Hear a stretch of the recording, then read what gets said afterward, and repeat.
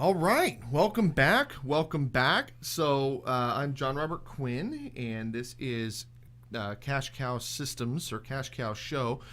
Sitting with Bradley and Meyer. He's the brains behind all of this, and I'm the big brain. You're the big brain, and I want to talk about mind control. Now, a lot of people, again, it's so funny because this seems to be like a really controversial show, but it's only controversial based on what people think things are. I was talking about judging people. Well, we're talking about judging people not on a negative thing, but on a positive thing. The people that are giving you advice, where are they at in their life that they can actually give you the advice that you need in order to take your life further? Mind control. I'm not talking about manipulating people.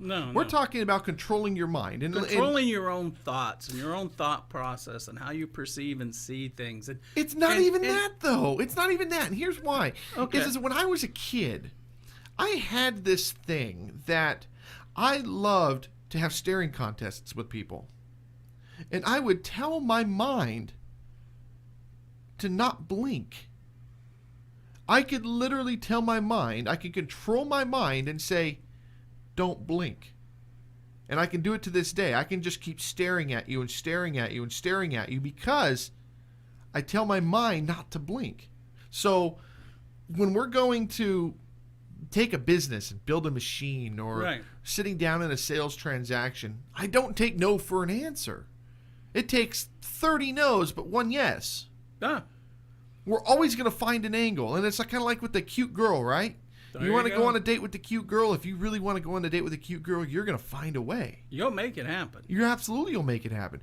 When you go to build your company, you'll make it happen. You will absolutely make it happen if you control the way you think. Yep. So it's back to the three things that I hung on to when I was a kid that people taught me. One of them was a cute little story about if you want to know the value of a diamond ring, don't go to the butcher shop and ask him. He doesn't know. When you go to find out and learn something, go to the person that does it for a living, that is doggone good at it. Correct. And talk to them. Which goes right back to the ESBI quadrant and judging people based on where they're at in that quadrant. Yep. The other one is do more listening than talking. And we've said that in other shows for real estate agents. My grandpa used to tell me that. Yeah. You have two ears and one mouth. Yeah. It's simple math. Listen twice as much as you talk. But we talked about that with real estate agents going to investor meetings and just, hey, I'm just here to learn something. Thank you very much. Here's my card. And stop talking and shut up and listen, because what you're going to find out is there's a whole lot of buyers and sellers in that room that would love to have an agent they could know, like, and trust that's going to work with them. So it's go to the proper source, basically, is what I'm saying. And if you don't have a source in your town where you can look around and go, wow, that guy's like super successful and own lots of rental properties, and I'm not hearing he's going to court every other month evicting a tenant, and he's not complaining. I don't see him writing checks for his properties. I see him getting checks for his properties. If he's willing to take you on, spend a little time, spend a little money with him. If he's not, come to us. Well, it's not only that. Come to you anyway. Because you're going to learn something. We're giving the information away for free. Free, folks. CashCowSystems.org. Real estate agents. We're looking at it on the screen. Real estate agents, real estate investors. If you're an agent and you want to learn more, click it. Listen. If you're an investor and you want to learn more, click it. Listen. Listen to the show. Watch the show. You can watch it online. It's on IMDb. It's everywhere. Right? It's like a Batman supervillain. We're everywhere. And if you're an agent, go watch the part about figuring out how to get paid to hold an open house.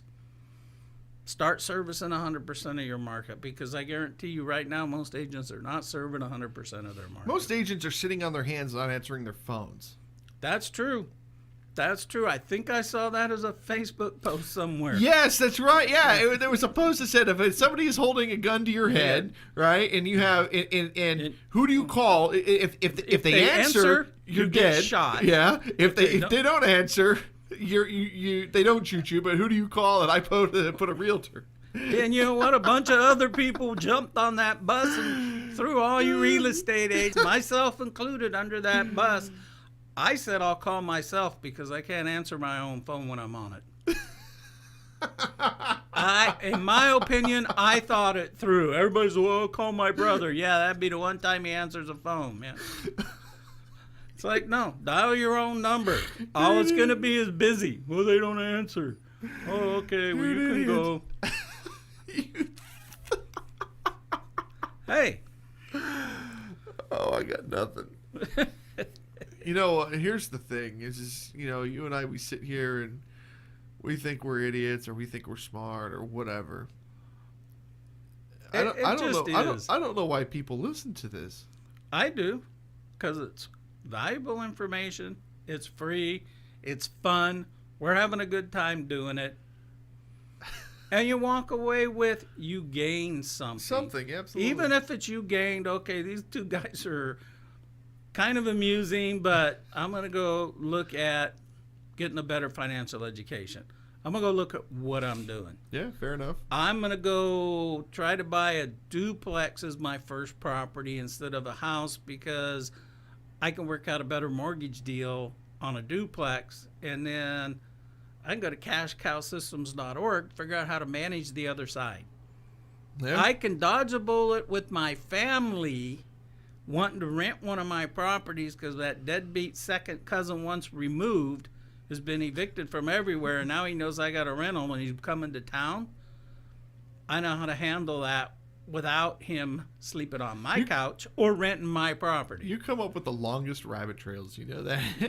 My second cousin's deadbeat dog's cousins, it's not brothers, I'm making uncles. This stuff up. It's I've lived it and dealt with it and seen it. And I posted a while ago. I shot a video. I went to a client's house. I shot a video. The house wasn't trashed, but it was tore up. I mean, literally, the master bath had tile and sheetrock torn off of the wall. The people that responded, well, my properties are worse than that. Well, my tenants move out. If you think that's bad, you should see my stuff. My response to them was, if your stuff is worse than this, you're doing it wrong. You think? Because this is bad. Not only did the tenant tear up the bathroom, but while they tore up some plumbing outside the house, broke through a bonding wire, ruined the ground going through the whole house, so now none of the outlets are grounded, the house ain't safe, doesn't pass inspection, yada, yada. Long story short, I got the thing back on the market for the owner. He was out $4,000 instead of $14,000. And he's had a long-term tenant in it for a couple of years now. And he's going to learn how to do a lease option with that tenant that likes the house. So the question I have is, what did you do different? I didn't overdevelop. I didn't overbuild. I didn't catastrophize it. And I showed him everywhere he needed to cut his cost and told him to start marketing that thing immediately. Just don't let people see it. Don't wait while you're spending 3 weeks rehabbing it and then put it out there.